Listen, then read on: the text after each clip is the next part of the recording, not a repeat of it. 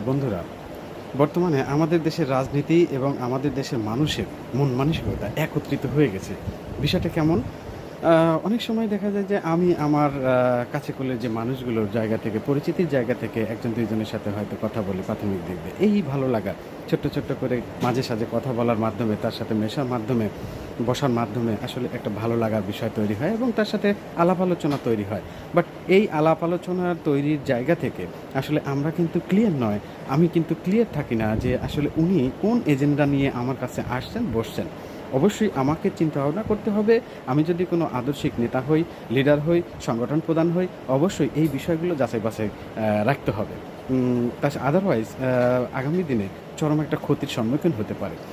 এই যে কথা চলে তার সাথে হয়তো কথাবার্তা বলছি, এই জায়গা থেকে আমার জায়গা থেকে কি হয়? হয়তো আমি মনে করি যে আলহামদুলিল্লাহ এই কথাগুলো ওনাকে বললে আমার সম্পর্কে একটা ধারণা পাবেন এবং আগামী দিনে আমি মনে করি যে ওই ব্যক্তিটা কোনো জায়গায় যদি ওই কথাগুলো ওঠে বা সেই জায়গা থেকে অবশ্যই তিনি আমাকে হয়তো বলবেন যে, "না, যত মানুষই থাক বা যেভাবেই দেখছি না কেন, যা কিছু আছে ওই জায়গা থেকে অমুক ভাইটা আমার একটু স্রেফ আলাদা।"